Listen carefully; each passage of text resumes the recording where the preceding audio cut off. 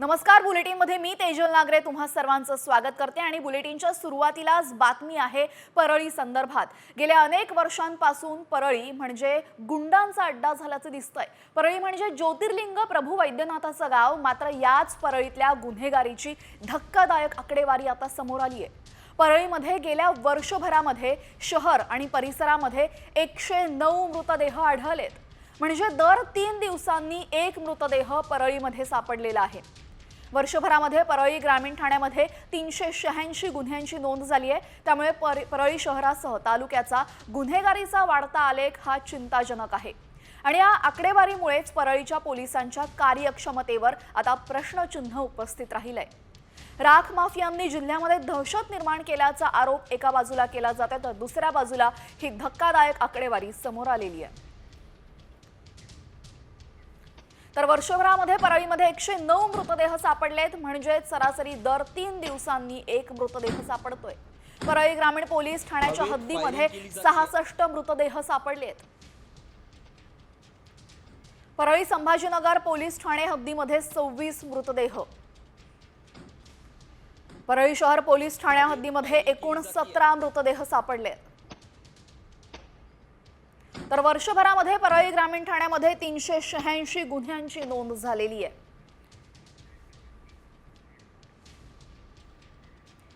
त्यामुळे धक्कादायक आणि चिंताजनक अशी ही आकडेवारी परळीतून समोर आलेली आहे। तर परळीमध्ये एका वर्षामध्ये 109 मृतदेह सापडले असल्याचा दावा सुरेश धस यांनी केलेला आहे आणि अनेक मृतदेहांची ओळखही पटलेली नाही असं धस म्हणतायत। आका 302 मध्ये गेल्या सर्व बाहेर येईल असा दावा धस यांनी केला असून गँग्स ऑफ परळीवरून आता सुरेश धस यांनी पुन्हा गंभीर आरोप केलेले आहेत। 109 मृतदेह सापडलेत एका वर्षात परळीमध्ये 109, त्यातले फक्त 5च रेकॉर्डवर आले। 109 पैकी 5 आले। 104 मृतदेहांची ओळख पटले नाही, कशामुळे मेलेत याचा बी काही खातरजमा नाही। काही जणांचे तर हाडकं सापडलेत, नुसती हाडकं। 109 मृतदेह जर एका वर्षामध्ये परळीत सापडत असतील, पैठणमध्ये असं आहे का? तर परळीमध्ये जवळपास 109 मृतदेह सापडले आहेत असा दावा सुरेश धस यांनी केलेला आहे आणि गँग्स ऑफ परळीवरनं सुरेश धस यांनी हे गंभीर आरोप केलेले आहेत। तर आता खंडणी प्रकरणातला आरोपी वाल्मिक कराड संदर्भामध्ये नवीन खुलासे दररोजच होत आहेत। वाल्मिक कराडवर 14 गुन्हे दाखल झालेले आहेत आणि तरीही तो परळीतल्या लाडकी बहीण योजनेच्या समितीचा अध्यक्ष असल्याची धक्कादायक माहिती समोर आली आहे। विशेष म्हणजे तत्कालीन पालकमंत्री म्हणजेच धनंजय मुंडे यांच्या शिफारसीवरनं त्याची नियुक्ती झाली होती, मात्र ज्या कराडवर गंभीर गुन्हे दाखल झालेले त्याला लाडकी बहीण योजनेच्या संदर्भात लाडकी बहीण समितीचा अध्यक्ष कसा बनवला असा प्रश्न आता विचारला जातोय। त्याचप्रमाणे जिल्हा नियोजन समितीचाही वाल्मिक कराड हा सदस्य आहे।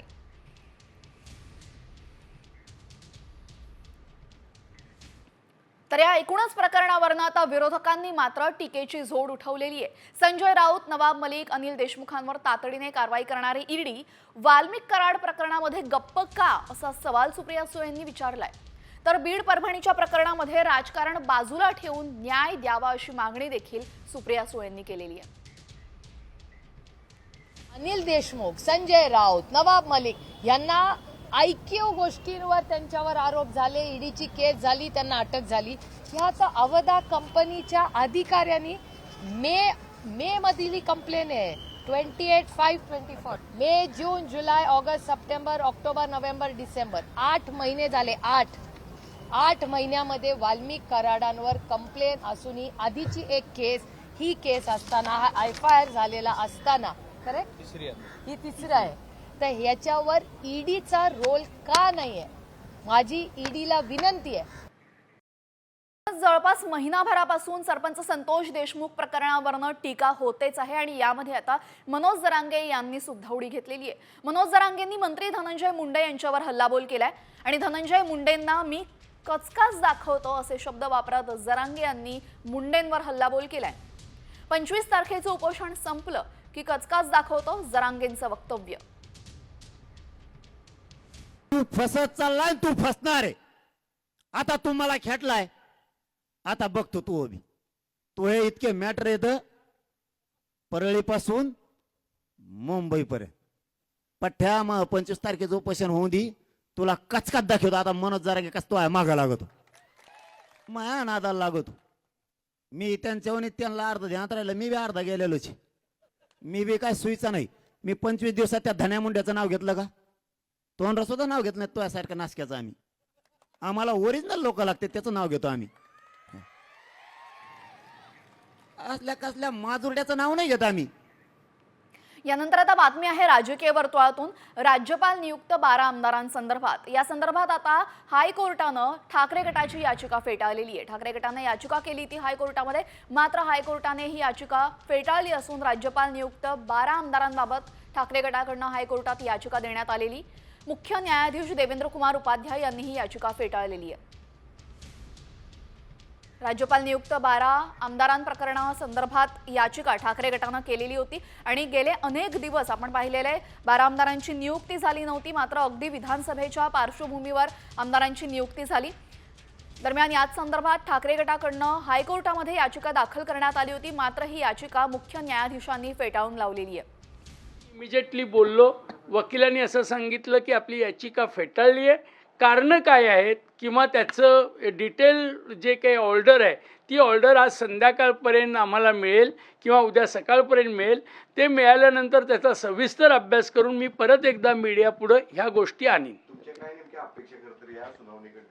नाही, तर आता फातिमा शेख यांच्या महात्मा फुले आणि सावित्रीबाई फुले जीवनातील उल्लेखाविषयी दिलीप मंडल यांनी खुलासा केलेला आहे. दिलीप मंडल यांच्या म्हणण्यानुसार फातिमा शेख ही त्यांची निर्मिती आहे, तर त्याविषयीचे संदर्भ उपलब्ध नाहीत. दिलीप मंडल यांनी ही माहिती दिली असून माहिती प्रसारण मंत्रालयाच्या सल्लागारपदी ऑगस्ट 2024 मध्ये त्यांची नेमणूक झाली होती. दिलीप मंडल यांनी त्यांच्या लिखाणाच्या संदर्भावरनं ट्विट करत दिलगिरी व्यक्त केलेली आहे. फुलेंच्या चरित्रामध्ये शेख हा उल्लेख नाही. फातिमा शेख हे काल्पनिक पात्र असल्याचं त्यांनी म्हटलेलं आहे. माहिती प्रसारण खात्याच्या दिलीप मंडल यांनी हा दावा केलाय. बातमी आहे महंत रामगिरी महाराज यांनी केलेल्या वक्तव्यासंदर्भात. महंत रामगिरी महाराज यांनी वादग्रस्त विधान केलेले आहे. वंदे मातरम हे राष्ट्रगीत असावं असं वक्तव्य केल्यानंतर राष्ट्रवादी काँग्रेसचे आमदार जितेंद्र आव्हाड यांनी महंत रामगिरी महाराजांवर टीका केली होती. रामगिरी महाराजाला जोड्याने मारलं पाहिजे असं आव्हाडांनी म्हटलं होतं. यावर आता रामगिरी महाराजांनीही प्रत्युत्तर दिलेलं आहे. जितेंद्र आव्हाड मूर्ख माणूस आहे. इतिहास शिकवण्याची गरज नाही, इतिहास आहेच, तो फक्त वाचण्याची गरज आहे असं महंत रामगिरी महाराज म्हणालेत. म्हणून खरं राष्ट्रगीत हे वंदे मातरम हे झालं पाहिजे. उद्या भविष्यामध्ये आपल्याला याच्याकरता सुद्धा संघर्ष करावा आणि संघर्ष करावा लागणार आहे. कारण अशा प्रकारचे गुलामगिरीचे असे शब्द आमच्या मुखात आम्ही का करावे? हा इतिहास आपल्याला माहित नाही आहे आणि म्हणून एक आपल्या भावनेचा सुद्धा या ठिकाणी गैरफायदा घेतला जातो. आता त्या रामगिरीला जोड्याने मारायची वेळ आली. आता जनगणवर पण त्याचा आक्षेप आहे.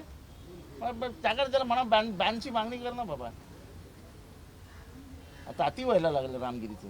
इतिहास तर रामगिरीकडनंच शिकायचा आता देशाने. जितेंद्र आव्हाडासारखा मूर्ख माणूस मी कोणी पाहिला नाही बरं का. कारण इतिहास शिकावा लागेल हा विषय नाही. इतिहास कोणी शिकवण्याची गरज नाही. इतिहास आहेच, फक्त तो वाचण्याची गरज आहे. जो इतिहास आहे, जे इतिहासामध्ये कारण आज लिहिलेलं नाही ते पूर्वी लिहिलेलं आहे आणि म्हणून तो शिकण्याची काही आवश्यकता नाही आहे. आमच्याकडून किंवा कोणाकडून शिकण्याची आवश्यकता नाही. जो ऑलरेडी आहे तो त्यांनी वाचावा आणि खरा इतिहास त्यांनी वाचल्यानंतर त्यांच्या लक्षात येईल. पण त्यांना समजून घ्यायचंच नाहीये, तर हे दुर्दैव आहे. तर राष्ट्रगीताच्या मुद्द्यावरनं रामगिरी महाराज आणि आव्हाड जुंपल्याचं आपण पाहिलेलं आहे. यानंतर बातमी आहे मुंबईतून आदित्य ठाकरे यांच्या संदर्भात. आमदार आदित्य ठाकरे यांनी मुख्यमंत्री देवेंद्र फडणवीसांची आज भेट घेतली. मुंबईतील विविध समस्या तसंच मतदारसंघातील प्रश्नांसंदर्भात ही भेट घेण्यात आली. देवेंद्र फडणवीस मुख्यमंत्री झाल्यानंतर आदित्य ठाकरे यांची ही तिसरी भेट आहे. मुंबईतील विविध प्रश्नांवर दोघांमध्येही चर्चा झाल्याची माहिती समोर येते.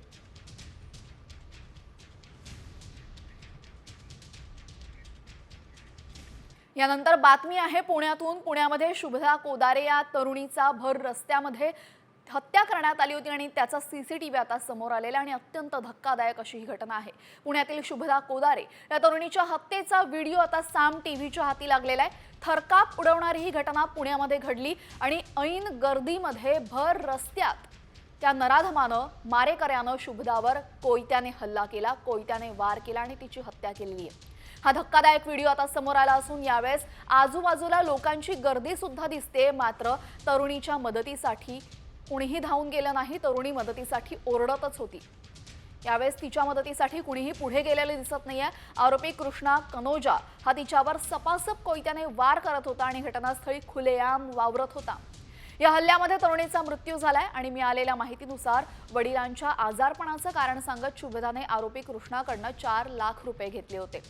मात्र शुभदाच्या वडिलांना कोणताही आजार नसल्याचं कळल्याने कृष्णा संतापला आणि त्याने शुभदाकडे पैसे परत मागितले आणि यातूनच वाद निर्माण झाल्याने कृष्णाने शुभदाची हत्या केली आहे।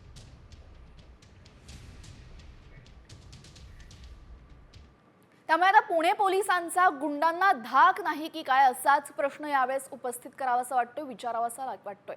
यावेळेस पुण्यामध्ये मोक्का गुन्ह्यातील आरोपी प्रफुल्ल उर्फ गुंड्या कसबेनं येरवडा जेलमधून बाहेर आल्यानंतर रॅली काढलेली आहे। आरोपीने आलिशान कारमधून आपल्या 50 ते 60 समर्थकांसह भर रस्त्यामध्ये रॅली काढली आहे आणि आता बाप बाहेर आलाय, बॉस बाहेर आलाय म्हणून रॅलीमध्ये घोषणा देत नागरिकांना सुद्धा धमकावलंय। हा व्हिडिओ समोर येताच पोलिसांनी कारवाईला सुरुवात केलेली आहे।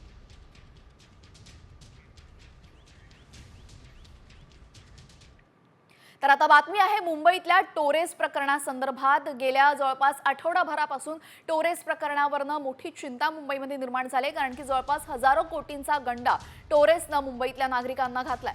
1000 कोटींच्या टोरेस घोटाळ्याबाबत आता नवनवीन खुलासे दररोज होत आहेत। या घोटाळ्याची मुंबई आणि नवी मुंबई पोलिसांनी माहिती घेतली होती, तर मुंबई पोलिसांनी टोरेसच्या संचालकांना जूनमध्ये तर नवी मुंबईमध्ये पोलिसांनी ऑक्टोबरमध्ये समन्स बजावल्याची माहिती आहे। दुसरीकडे आयकर विभागाने नोव्हेंबरमध्ये टोरेसच्या संचालकांना समन्स बजावलं होतं, मात्र समन्सच्या पुढे काहीच झालं नाही। त्यामुळे वेळीच कारवाई झाली असती तर गुंतवणूकदारांची कोट्यावधीची फसवणूक झाली नसती असं म्हटलं जात आहे।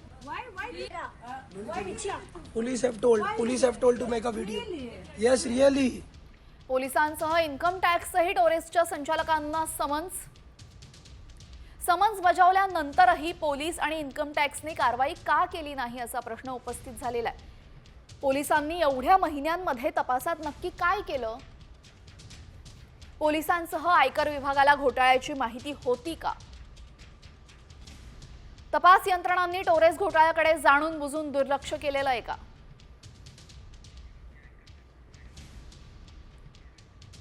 तर वेळीच कारवाई झाली असती तर मुंबईकर या सर्व गुंतवणुकीपासून सावध झाले असतं असंही म्हटलं जात आहे। दरम्यान टोरेस कंपनीने 3 लाख मुंबईकरांना आतापर्यंत गंडा घातलेला आहे आणि यामध्ये टोरेसची जनरल मॅनेजर तानिया कासातोव्हा आणि रशियाची स्टोअर इन्चार्ज व्हॅलेंटिनाचा नवा व्हिडिओ समोर आलेला आहे। या दोघीही पैसे घेऊन पळ काढत होत्या। दादरमधल्या टोरेसमधल्या ऑफिसमधून पळ काढतानाचा हा व्हिडिओ आहे। त्या पळून जात असताना कर्मचाऱ्यांनी त्यांना अडवण्याचा प्रयत्न केल्याचंही यात दिसतंय। Police have told to make a video. Yes, really. Why? Police have told to make a video. Yes, really. Why? Police have told to make a video. Yes, really. तर तानिया आणि व्हॅलेंटिनाचा हा पळून जातानाचा व्हिडिओ आपण पाहिला। यानंतर आता मीरा रोडच्या टोरेस कार्यालयामध्ये पोलिसांनी छापेमारी केलेली आहे। मीरा भाईंदरचे पोलीस उपायुक्त प्रकाश गायकवाड हे देखील घटनास्थळी उपस्थित आहेत। बंद असलेले टोरेस कार्यालय खोलून पाहणी करण्यात येते, तर या टोरेस कार्यालयातून आमचे प्रतिनिधी महेंद्र वानखेडे यांनी घेतलेला आढावा आपण पाहूयात।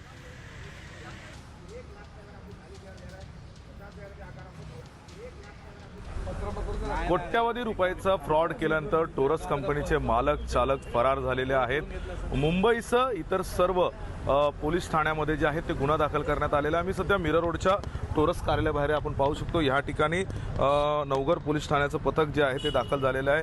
हे कार्यालयाचं टाळं जे आहे ते उघडण्यात आलेलं आहे। स्वतः मीरा भाईंदरचे उपायुक्त प्रकाश गायकवाड जे झोन 1चे DCP आहेत ते देखील दाखल झालेले आहेत आणि पोलिसांकडून संपूर्ण जी आहे ती तपासणी करण्यात येते। नेमक्या ह्या कार्यालयात काय काय सापडतंय ह्याचं जे आहे ते इन्व्हेस्टिगेशन पोलिसांकडून सुरू आहे। त्यानंतर पंचनामा देखील करण्यात येत आहे। नेमकं ह्या कार्यालयात कोणकोणते साहित्य पोलिसांच्या हाती लागले ही अद्याप माहिती जरी समोर आली नसली तरी पोलिसांकडून जे आहे तो तपास करण्यात येतं। ह्या ठिकाणी नवघरचे वरिष्ठ पोलीस निरीक्षक धीरज कोळी देखील जे आहेत ते पोहोचलेले आहेत। नेमकं आता टोरस कार्यालयातनं कोणतं साहित्य पोलीस जप्त करणार, पंचनाम्यामधनं कोणती माहिती समोर आहे हे पाहणं तितकंच महत्त्वाचं ठरणार आहे. व्हिडिओ जर्नलिस्ट प्रसादसह महेंद्र वानखेडे, साम टीव्ही, मीरा भाईंदर. तर टोरेसमध्ये फसवणूक झालेल्या मुंबईकरांना न्याय मिळणार का हे पाहणं महत्त्वाचं ठरणार आहे. यानंतर आता बातमी आहे बुलढाण्यातून. बुलढाणा जिल्ह्यामध्ये लोकांना टक्कल का पडतंय याचं खरं कारण आता समोर आलेलं आहे. तसा अहवालच आता साम टीव्हीच्या हाती लागलेला आहे. शेगाव तालुक्यातल्या बोंडगाव आणि खातखेडमधल्या पाण्यामध्ये नायट्रेट सारखा अत्यंत विषारी घटक मोठ्या प्रमाणात आढळून आलेला आहे आणि गावकऱ्यांसाठी हे पाणी म्हणजे विष ठरतंय. लोकांचे केस गळतायत. पाण्यातल्या नायट्रेटमुळे लोकांना गंभीर आजारही जडू शकतायत. राज्यातल्या 7 जिल्ह्यातल्या पाण्यामध्ये विषारी घटक आहेत आणि ही बातमी साम टीव्हीने दाखवताच आता कारवाईला सुरुवात करण्यात आलेली आहे. बुलढाण्यामध्ये त्यांचे परिणामही दिसायला लागलेले आहेत. नायट्रेटचं प्रमाण हे 10च्या आत नॉर्मली असायला पाहिजेत, परंतु जे सॅम्पल आम्ही पाठवलं त्याच्यामध्ये 54 मिलीग्राम पर लिटर इतकं जास्त प्रमाणात नायट्रेट्स आढळून आले आहे. पण हे एवढ्या केमिकल दूषित पाणी असल्यामुळं बरेचसे हेल्थ प्रॉब्लेम निर्माण त्या भागामध्ये होत आहेत की असंच जर टक्कल राहिलं आयुष्यभर तर कसं. पण आम्ही त्यांना समजून सांगितलं आहे फंगल इन्फेक्शनमुळे होते, जसं तुमचं इन्फेक्शन कमी होईल तसे तुमचं केस पण उगायला परत सुरुवात होतील. तर आता टक्कल व्हायरसचं कारण सापडलेलं आहे. वापरण्याच्या पाण्यामध्ये नायट्रेट सारखा विषारी घटक आढळलेला आहे. पाण्याची TDS लेवलही वाढलेली आहे. TDS लेवल आणि नायट्रेटची मात्राही 50% जास्त आहे. नायट्रेटमुळे अत्यंत गंभीर आजारांची शक्यताही आहे.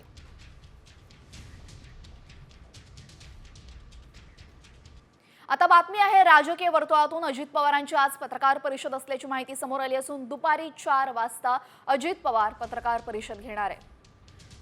या पत्रकार परिषदेमधून ते धनंजय मुंडे यांच्या राजीनाम्यावर नक्की काय भाष्य करणार याकडे सर्वांचं लक्ष आहे. सरपंच हत्या प्रकरणासंदर्भात अजित पवार नक्की काय भूमिका मांडणार आहे याकडे सध्या लक्ष आहे. आज 4 वाजता अजित पवार पत्रकार परिषद घेणार आहे. 2च दिवसांपूर्वी अजित पवार यांच्या भेटीला धनंजय मुंडे गेले होते. दोघांमध्येही बंद दाराआड चर्चा झाली. त्यानंतर काल अजित पवार हे दिल्लीला गेले. अमित शहांसोबत त्यांची भेट झाली आणि आज दुपारी 4 वाजता त्यांची पत्रकार परिषद होते. या सर्व घटनांचा आपापसात काही संबंध आहे का ह्या संदर्भातली माहिती पत्रकार परिषदेमधून 4 वाजता आपल्याला समजणारच आहे. दरम्यान अत्यंत महत्त्वाचे असे प्रश्न काही उपस्थित झालेले ते म्हणजे धनंजय मुंडे यांचा राजीनामा आणि सरपंच संतोष देशमुख या प्रकरणासंदर्भात अजित पवार काय भाष्य करतात हे पाहणं महत्त्वाचं ठरणार आहे. या सर्व महत्त्वाच्या बातम्यांनंतर आता राज्यासह देशातल्या महत्त्वाच्या बातम्यांचा आढावा घेऊयात वेगवान स्वरूपात. तिरुपती बालाजी मंदिरामध्ये चेंगराचेंगरी झालेली. यामध्ये 6 भाविकांचा मृत्यू झालाय तर 40हून अधिक भाविक जखमी झालेत. तिरुपती मंदिरातील वैकुंठ द्वार तिकीट काउंटरवर टोकन घेण्यासाठी गर्दी उसळल्यानं ही घटना घडली आहे.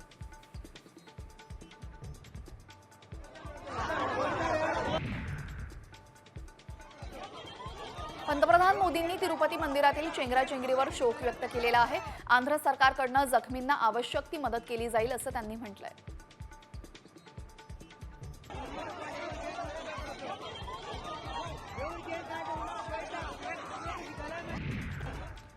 आंध्र प्रदेशचे मुख्यमंत्री चंद्राबाबू नायडू यांनी चेंगराचेंगरीच्या घटनेवर शोक व्यक्त केलाय. आज ते तिरुपतीला जाऊन जखमींची भेट घेऊन त्यांच्या प्रकृतीची विचारपूस करणार आहेत.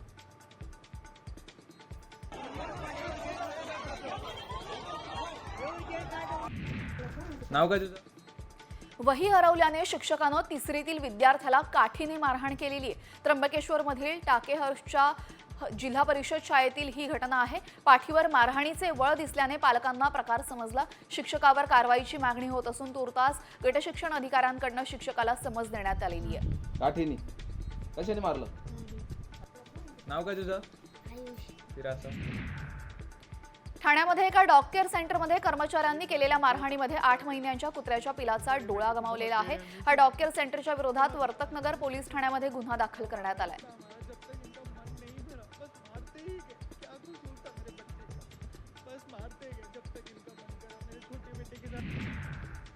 HMPV हा संसर्गजन्य रोग महाराष्ट्रामध्ये दाखल झाल्याने नंदुरबार जिल्हा आरोग्य प्रशासन अलर्ट झालेलं आहे. या संसर्गजन्य रोगापासून वाचण्यासाठी विविध उपाययोजना करण्यात येत आहेत. नंदुरबारच्या वैद्यकीय महाविद्यालयामध्ये 30 बेड आणि 25 व्हेंटिलेटरसह ऑक्सिजनची तयारी पूर्ण करण्यात आली आहे.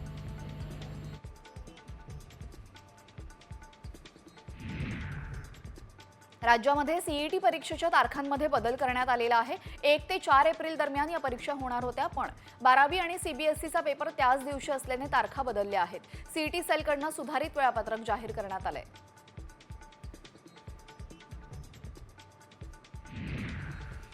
गोदावरी नदीला प्रदूषणमुक्त करण्यासाठी नांदेड महापालिकेने ठोस पावलं उचललेली आहेत. गोदावरी नदीमध्ये मिसळणारं नाल्याचं पाणी अडवण्यात येणार असून नदीकाठी स्वतंत्र पाईपलाईन टाकण्यात येणार आहे. 13 नाले गोदावरी नदीमध्ये जाण्यापासून रोखले जातील असा विश्वास मनपा आयुक्त गिरीश कदम यांनी व्यक्त केलाय. पवईमध्ये संघर्षनगर खैरानी रोड आणि घाटकोपरशी जोडणाऱ्या रस्त्याचं काम आता पूर्ण झालेलं आहे. काही दिवसातच या रस्त्याचं उद्घाटन पार पडणार आहे. स्थानिक आमदार दिलीप लांडे आणि पालिका रस्ते अभियंता संजय सोनावणे आणि पालिका अधिकाऱ्यांसोबत या रस्त्याची पाहणी केली आहे.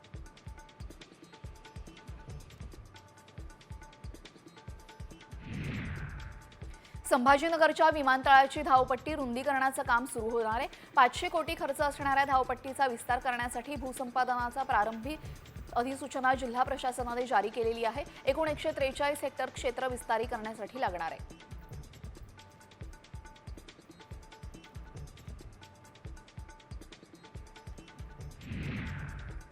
पिंपरी चिंचवड शहराचे मुख्य आरोग्याचे केंद्र असलेल्या यशवंतराव चव्हाण रुग्णालयामध्ये रक्ताचा तुटवडा जाणवू लागलेला आहे. 13,000 रक्तदात्यांनी रक्तदान केलं होतं. यातून 21,000 गरजूंना रक्त पुरवण्यात आलं, तरीही रक्तपुरवठा कमी पडतोय.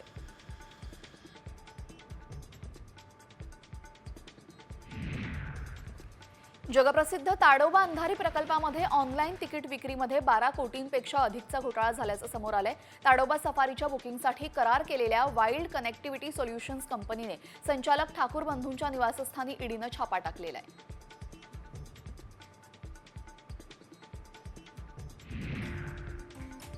पौष पौर्णिमेपासून महाकुंभमेळ्याला सुरुवात होणार आहे, तर 45 दिवसांनी महाशिवरात्रीला सांगता होणार आहे. यंदा 40 कोटी भाविक कुंभमेळ्यात येणार असल्याचा अंदाज आहे आणि यातून सरकारला 2 लाख कोटींचा महसूल मिळण्याची शक्यता आहे.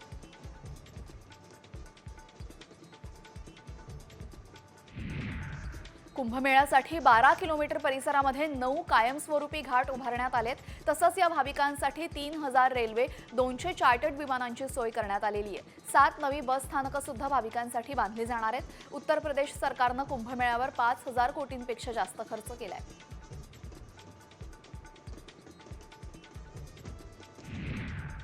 कुंभमेळ्यासाठी जगभरातून भाविकांची रीघ लागलेली आहे. अशातच हिंदू धर्माची आवड असलेली आणि भगवान शिवाची भक्त असलेली एक फ्रेंच महिला कुंभमेळ्याला उपस्थित राहण्यासाठी प्रयागराजमध्ये आलेली आहे.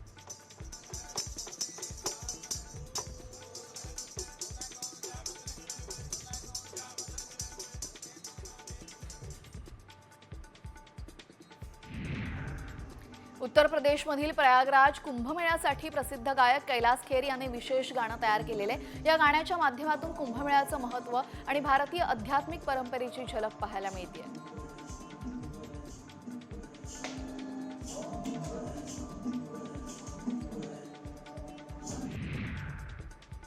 अयोध्येतील राम मंदिराला 1 वर्ष पूर्ण झाल्याने रामकथा आणि कीर्तन सोहळा आयोजित करण्यात आलेला आहे. शिवाय सांगलीतील राम मंदिर चौक येथून शोभायात्रा निघणार आहे. सलग 11 दिवस कीर्तन आणि प्रवचन या ठिकाणी होणार आहे.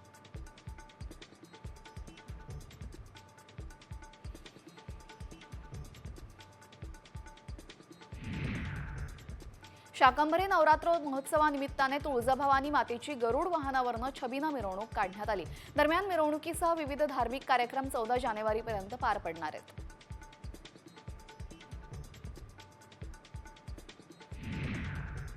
महाराष्ट्र आणि मध्य प्रदेशच्या सीमेवर असणाऱ्या बहिरम बाबाच्या यात्रेला सुरुवात झाली आहे. तब्बल 1.25 महिना चालणाऱ्या या यात्रेच्या सुरुवातीलाच भाविकांनी दर्शनासाठी मोठी गर्दी केलेली आहे. विदर्भातील सर्वात मोठी यात्रा म्हणून या यात्रेची ओळख आहे.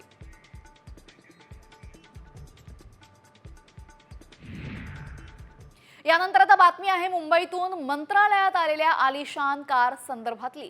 काल मंत्रालयामध्ये आलिशान लॅम्बोर्गिनी कार अवतरली होती, त्यामुळे सर्वांच्याच भुवया उंचावल्या. ही कार स्कायलाइन कमर्शियल ट्रस्टची असल्याची माहिती समोर आलेली आहे. कारमधील व्यक्ती मंत्री राधाकृष्ण विखे पाटील यांना भेटण्यासाठी आल्याची माहिती आहे. तर ही कार तपासणी न करताच मंत्रालयात थेट सोडण्यात आली. दरम्यान यावरून आता संजय राऊतांनी महायुतीवर जोरदार हल्लाबोल केलाय. ते गूढ आहे, धूमकेतूप्रमाणे ती उगवली आणि निघून गेली. तुम्ही त्याचा शोध घेतला पाहिजे, नाहीतर आम्ही शोधण्याच्या प्रयत्नामध्ये आहोत. आमच्या हातामध्ये काही गोष्टी लागलेल्या आहेत, एवढंच सांगेन. आता पाहूयात राज्यभरातल्या महत्त्वाच्या बातम्या वेगवान स्वरूपात. नंदुरबारचा सुपुत्र पंकज गवळे भालाफेक स्पर्धेमध्ये रजक पदाचा मानकरी ठरलेला आहे.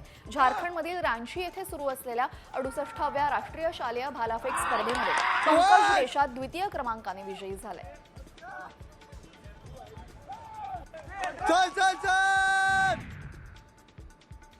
मुंबईतल्या वांद्रेमध्ये वरुण सरदेसाई यांच्या नेतृत्वामध्ये ठाकरे गटानं आंदोलन केलं. भारतनगरमधलं अनधिकृत बांधकाम SRA पाडणार आहे. मात्र या कारवाईला ठाकरे गटाने कडाडून विरोध केलेला आहे. झोपडपट्टीधारकांसोबत विकासकाने करार न करताच कारवाई सुरू केल्याचा आरोप वरुण सरदेसाई यांनी केलेला आहे.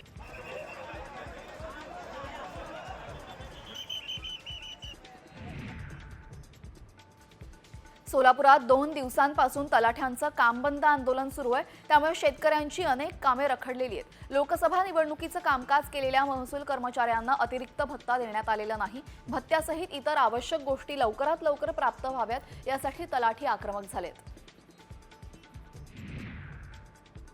आळंदीमध्ये झालेल्या बाललैंगिक अत्याचाराच्या घटनेविरोधात आळंदीकरांनी आंदोलन पुकारलंय. आळंदीकरांनी पोलीस स्टेशन बाहेर मोठ्या संख्येने एकत्र येऊन ठिय्या आंदोलन केलं. दुष्टकृत्यांना खतपाणी घालणाऱ्या शैक्षणिक संस्था आणि आश्रमांवर तात्काळ कठोर कायदेशीर कारवाई करण्याची मागणी यावेळेस आंदोलकांनी केलेली आहे.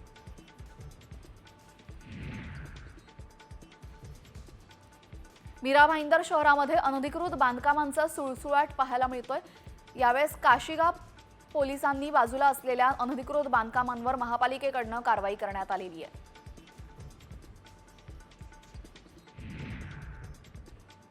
वाशिम जिल्ह्यामध्ये वीज चोरी विरोधात महावितरणाने कडक पावलं उचललेली आहेत आणि कारवाईची मोहीम हाती घेतली आहे. जिल्ह्यातील वीज चोरी रोखण्यासाठी 30 विशेष पथकं तयार करण्यात आली आहेत. आगामी 3 महिन्यांमध्ये या मोहिमेअंतर्गत फॉल्टी मीटर, 0 युनिट बिल, सरासरी वीज बिल आणि अनधिकृत वीज जोडण्यांची तपासणी केली जाणार आहे. गेल्या काही महिन्यांपासून दोडामार्ग शहरामध्ये CNG गॅस वाहतूक करणाऱ्या गाड्यांमुळे बाजारपेठेमध्ये अपघात घडतायत. गॅस वाहतूक करताना संबंधित कंपनी आणि वाहन चालक नियमांचं पालन करत नाही आणि या गाड्यांना सुरक्षा सेफ्टी नसल्याने भाजपाच्या कार्यकर्त्यांनी या गाड्या अडवून दोडामार्ग पोलिसांच्या ताब्यात दिल्या. सुसाट वेगाने दुचाकी चालवत कर्कश सायलेन्सर आणि हॉर्नचा आवाज करणाऱ्या वाहन चालकांवर अमरावती वाहतूक पोलिसांनी कारवाईचा बडगा उगारलाय. एका महिन्यामध्येच 120 सायलेन्सर, 128 हॉर्नवर रोड रोलर चालवण्यात आलेला आहे. पोलीस वर्धापन दिनाचं औचित्य साधून हे अभियान चालवलं गेलं.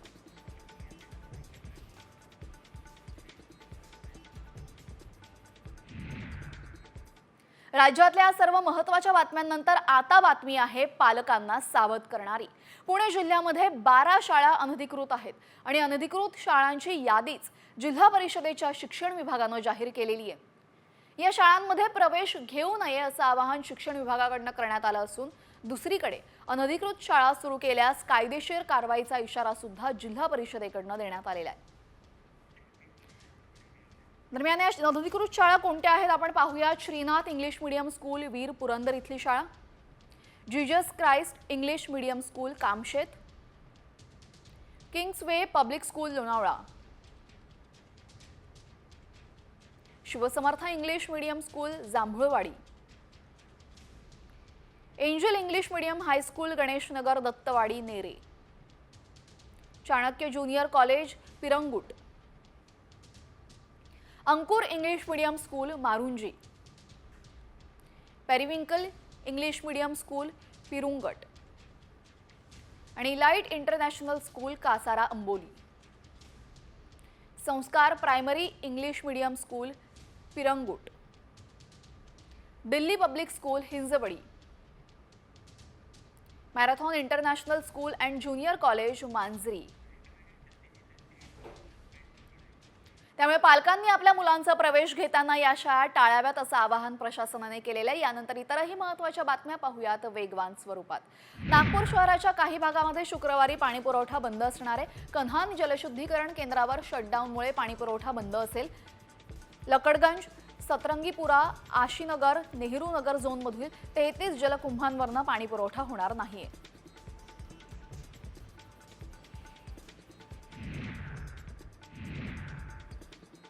अकोला शहरासाठी लवकरच 50 ई बस मिळणार आहेत। या बस वातानुकूलित असल्याने अकोलेकरांचा प्रवास आता गारेगार होणार आहे। खडकी इथं चार्जिंगसाठी डेपो उभारला जाणार आहे आणि त्यासाठी केंद्र सरकारतर्फे जवळपास 10 कोटी रुपये अनुदान लवकरच मिळणार आहे।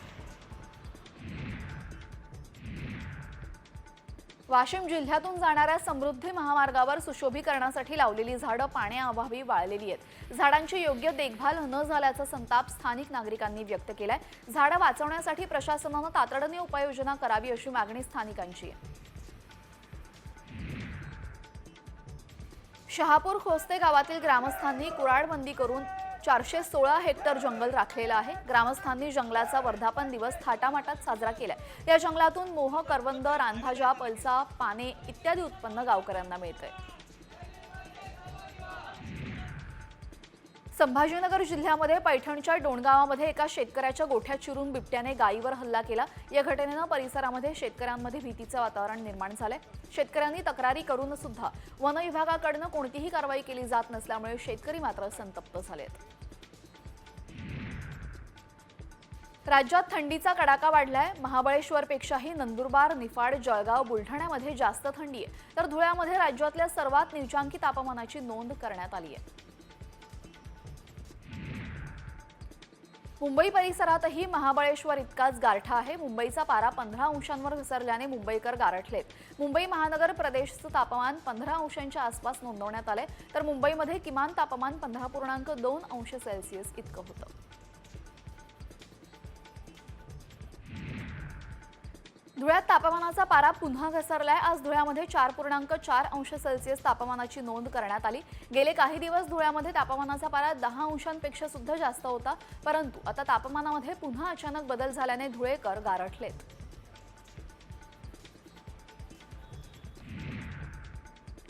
नंदुरबार जिल्ह्यामध्ये तापमानाचा पारा घसरलाय। सातपुड्याच्या डोंगर रांगांमध्ये थंडीची लाट आलेली आहे। शहरी भागामध्ये तापमानाचा पारा 10 अंशांखाली, तर सातपुडा पर्वतरांगेमध्ये तापमान 8 अंश सेल्सिअस आहे।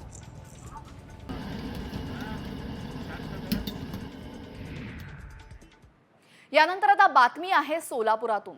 सोलापुरातील 2 भावंडांना जीएसटी विभागाकडून अटक करण्यात आलेली आहे। जीएसटी विभागाची दिशाभूल करून या व्यापारी भावंडांनी तब्बल 10 कोटी 83 लाखांचा घोटाळा केलेला आहे।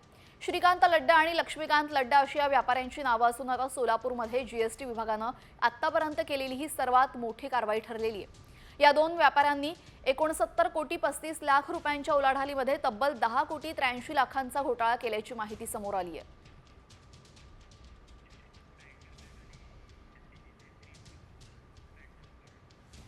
यानंतर महत्त्वाच्या बातम्यांचा वेगवान आढावा घेऊया 36 जिल्हे 36 रिपोर्टर या बुलेटिनमधून। पुण्यामध्ये उंडरीमध्ये भरधाव ट्रकच्या धडकेनं महिला जागीच ठार झाल्याची घटना घडलेली आहे। डॉक्टर प्रणाली तन्मय दाते असं अपघातात मृत्यू झालेल्या महिलेचं नाव आहे।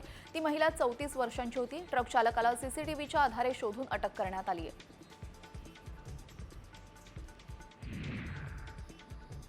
कर्जत तालुक्यामध्ये चंद्रकांत केडेंना 1 लाखांची लाच स्वीकारल्याच्या प्रकरणी अटक करण्यात आली आहे। रायगडच्या लाचलुचपत प्रतिबंधक विभागानं ही कारवाई केलेली आहे। खरेदी केलेल्या जमिनीच्या फेरफार नोंदणीसाठी लाच स्वीकारली होती। नवी मुंबई पोलिसांनी घुसखोरी करून भारतामध्ये आलेल्या 7 बांगलादेशी नागरिकांना अटक केलेली आहे। तुर्भे एमआयडीसी मधील बंगाली पाडा आणि कोपरीगाव सेक्टर 26 इथून ही अटक करण्यात आली आहे। कुणालाही घर भाड्याने देताना किंवा कामावर ठेवताना कागदपत्रांची तपासणी करा असं आवाहन पोलिसांनी केलं आहे।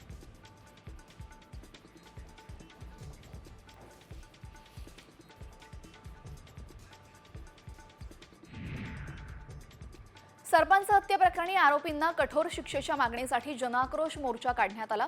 पैठणमधील या मोर्चामध्ये देशमुख कुटुंबीय सहभागी झालेले। पैठण शहरातील कावसाणगर मैदानातून मोर्चाला सुरुवात झाली।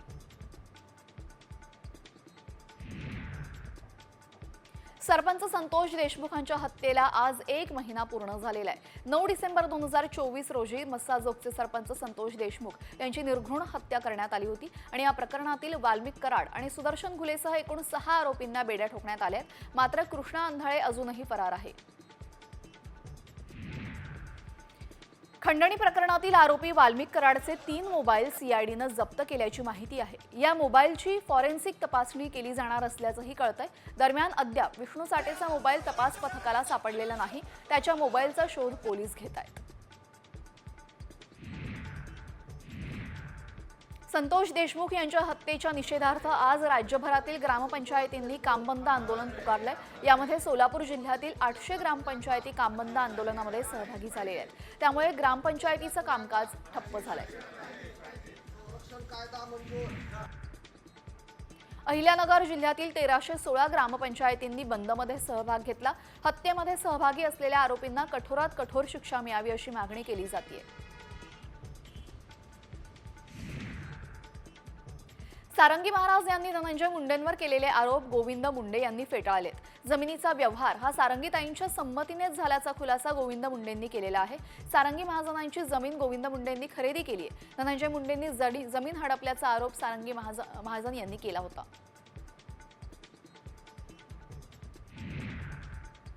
बापलेकीला सोडा ही भाषा क्रूर आणि अमानुष असल्याचा हल्लाबोल संजय राऊतांनी केलेला आहे. उद्धव ठाकरे किंवा शरद पवारांना कोणीही सोडून जात असेल ते कसं आणि रावणाचे वंशज असतील असंही यावेळेस राऊतांनी म्हटलेलं आहे. पवारांच्या 7 खासदारांना दादांसोबत येण्याची ऑफर सुनील तटकरे यांनी दिल्याची चर्चा होती आणि त्यावरनं राऊत बरसलेत. यानंतर आता बातमी आहे राजकीय वर्तुळातून. अजित पवार आज पत्रकार परिषद घेणार आहेत. अजित पवार यांची पत्रकार परिषद अनेक अर्थांनी महत्त्वाची ठरणार आहे. आज दुपारी 4 वाजता ते पत्रकार परिषद घेतील आणि धनंजय मुंडे यांच्या राजीनाम्यासंदर्भात अजित पवार नक्की काही भूमिका मांडणार का, यासोबतच सरपंच हत्या प्रकरणासंदर्भात अजित पवारांची काय भूमिका असेल हे पाहणं महत्त्वाचं ठरणार आहे.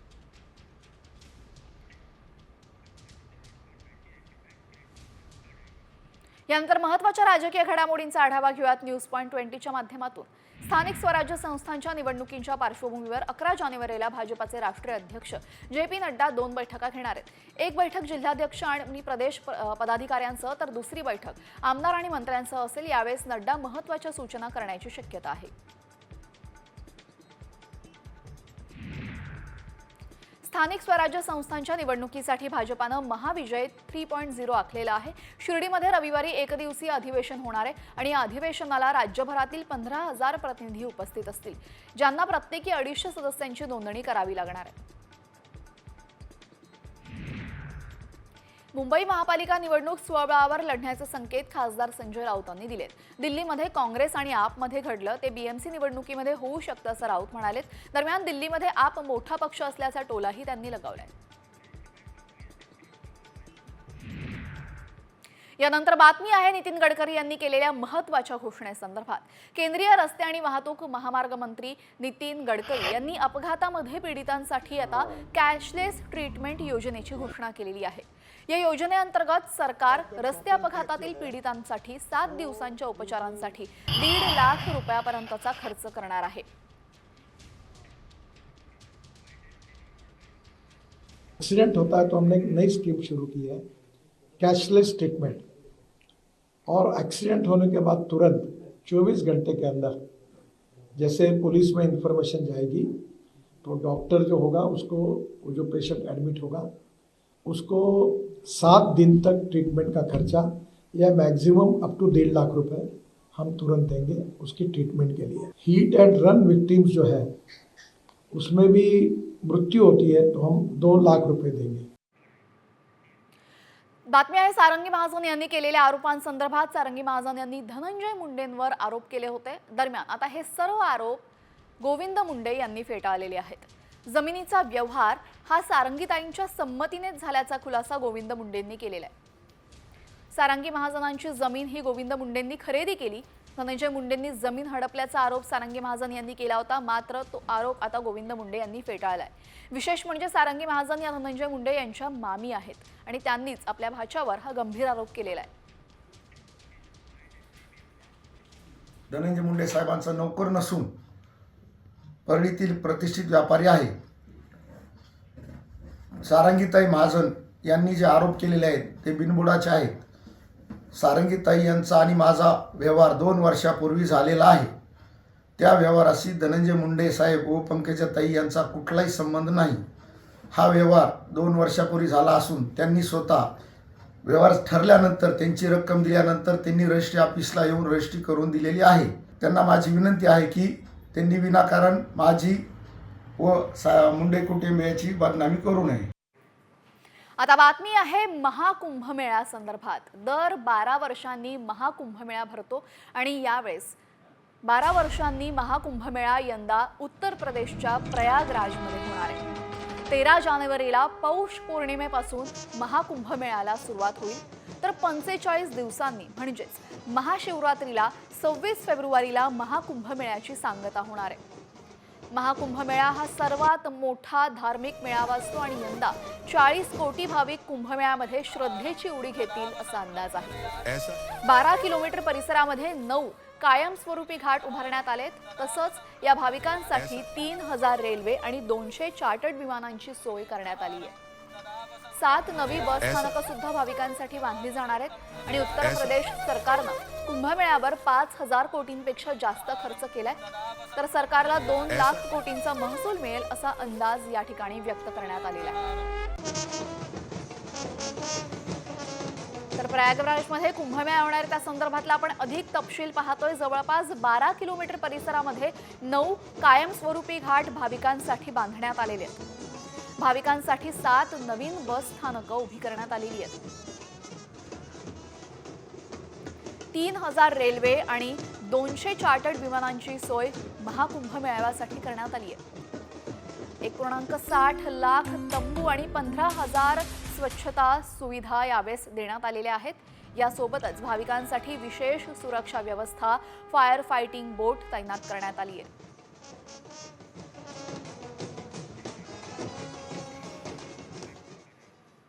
सकाळ मीडिया समूहातर्फे आज पुण्यामध्ये धोरण प्रगतीचं विजन महाराष्ट्राचं या कार्यक्रमाचं आयोजन करण्यात आलं. या कार्यक्रमामध्ये मुख्यमंत्री म्हणून पदभार स्वीकारल्यानंतर देवेंद्र फडणवीस प्रथमच सकाळच्या मंचावर महाराष्ट्राचं विजन मांडणार आहेत. महाराष्ट्राच्या विकासासाठी पुढच्या 5 वर्षांमध्ये महायुती सरकारचं धोरण नक्की कसं असेल, कोणत्या नवीन योजना राबवल्या जातील, याशिवाय रोजगार तसंच उद्योग क्षेत्रासाठी कोणत्या भरीव तरतुदी केल्या जाणार आहेत याचा आढावा मुख्यमंत्री पहिल्यांदाच या कार्यक्रमात मांडणार आहेत. आज संध्याकाळी पुण्यामध्ये हा कार्यक्रम पार पडणार आहे.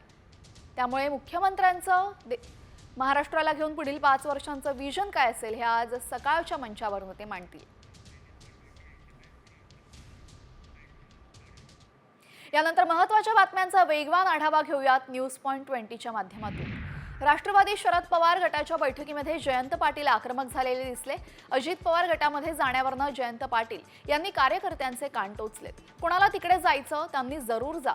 बैठकीत पहिल्या रांगेत बसलेले अनेक जण तिकडे पुष्पगुच्छ देऊन आलेले आहेत अशा कानपिचक्या जयंत पाटलांनी दिल्या आहेत. 10 जानेवारीला भाजप चलो घर मोहीम राबवणार आहे. पक्षाला पाठिंबा देणाऱ्या कुटुंबातील सर्व सदस्यांनी नोंदणी केली आहे की नाही हे सुनिश्चित करण्यासाठी ही मोहीम आखलेली आहे. भाजपाने नोंदणीसाठी मोबाईल नंबरही जारी केलेला आहे. मिस्ड कॉल देऊन हे डिजिटल सदस्य नोंदणी करता येणार आहे. यानंतर एक मोठी बातमी नाशिकमधून समोर येते.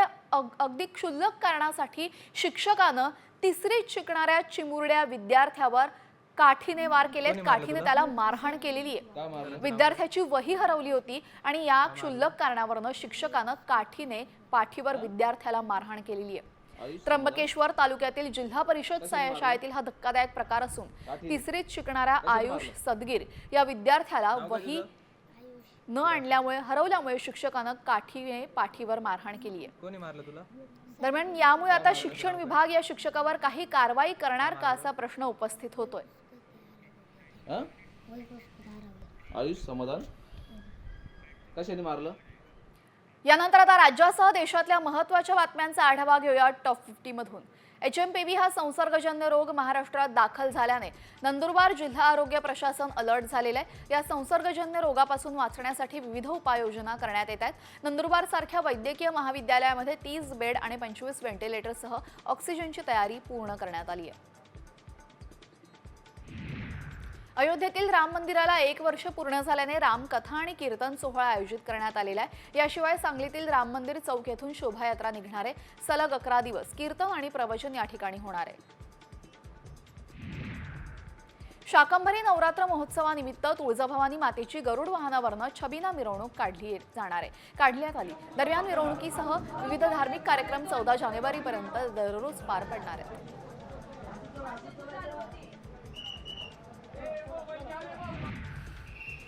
महाराष्ट्र आणि मध्य प्रदेशच्या सीमेवर असणाऱ्या बहिराम बाबाच्या यात्रेला सुरुवात झालेली आहे. तब्बल 1.25 महिना चालणाऱ्या या यात्रेच्या सुरुवातीलाच भाविकांनी दर्शनासाठी मोठी गर्दी केली. विदर्भातील सर्वात मोठी यात्रा म्हणून या यात्रेची ओळख आहे.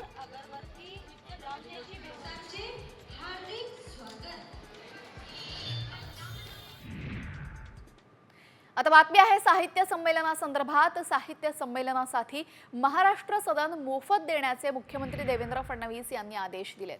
आजच शासकीय आदेश या संदर्भात जारी करण्यात येणार आहेत. देवेंद्र फडणवीसांनी आता या संदर्भात आदेश दिलेले आहे. नवी दिल्लीमध्ये पहिल्यांदाच मराठी साहित्य संमेलन संपन्न होणार आहे आणि या साहित्य संमेलनासाठी महाराष्ट्र सदन मोफत द्या असे आदेश मुख्यमंत्री देवेंद्र फडणवीसांनी आजच जारी केलेले आहेत.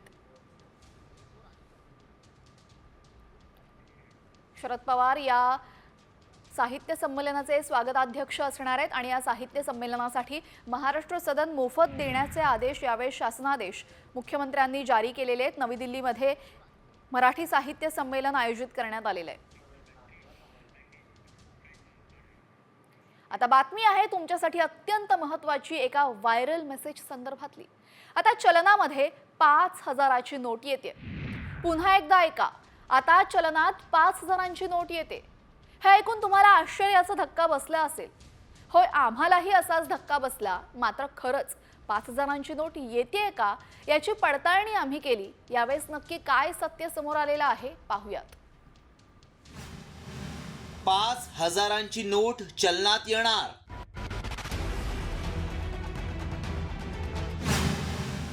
दोन 2,000ची नोट चलनातून बाद.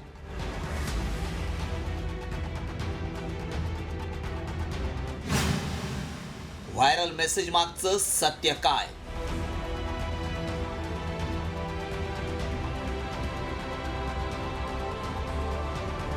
आता 5,000ची नोट चलनात येणार हे ऐकूनच तुम्हाला आश्चर्याचा धक्का बसला असेल. होय, त्याचं कारणही तसंच आहे. 5,000ची नोट चलनात आली तर सुट्टे पैसे कोण देणार हाच प्रश्न पहिला तुमच्या डोक्यात आला असेल. मात्र 5,000ची नोट खरंच चलनात येणार आहे का याची सत्यता जाणून घेणं गरजेचं आहे. कारण 2,000ची नोट चलनात आली होती त्यावेळी 500 रुपयांच्या जुन्या नोटा बंद झाल्या. मग आता पुन्हा 2,000ची नोट बंद करून 5,000ची नोट येते का असे अनेक प्रश्न उपस्थित होत आहेत. त्याआधी मेसेजमध्ये काय दावा केलाय पाहूयात. आरबीआयनं 5,000ची नोट जारी केली आहे. त्यामुळे आता चलनात 5,000ची नोट येणार आहे. हा मेसेज वेगानं व्हायरल होतोय. त्यासोबत हिरव्या रंगाची 5,000ची नोटही दाखवण्यात आली आहे. त्यामुळे खरंच 5,000ची नोट चलनात आली आहे की येणार आहे असाही प्रश्न अनेकांना पडलाय. मात्र चलनात येणार असेल तर आरबीआयनं माहिती दिली आहे का याबाबत अधिक माहिती मिळवण्याचा आम्ही प्रयत्न केला. याबाबत आरबीआयकडे अधिक माहिती मिळू शकते. आरबीआयनं 5,000च्या नोटेबाबत प्रेस नोट जारी केलेली नाही. 5,000ची नोट चलनात येणार नाही. 2,000च्या नोटांपैकी 98.12% नोटा परत आल्या आहेत. सध्या 5, 10, 20, 50, 100, 200 आणि 500 रुपये चलनात आहेत. त्यामुळे आमच्या पडताळणीत 5,000ची नोट चलनात येणार असल्याचा दावा असत्य ठरलाय. अशी कोणतीही नवी नोट चलनात येणार असेल तर त्याआधी आरबीआय प्रेस नोट जारी करते किंवा प्रेस घेऊन माहिती देते. मात्र 5,000च्या नोटेबाबत कोणतीही माहिती दिलेली नाही. लोकांची दिशाभूल करण्यासाठी काही लोक असे मेसेज व्हायरल करतात. त्यावर तुम्ही विश्वास ठेवू नका. Bureau report.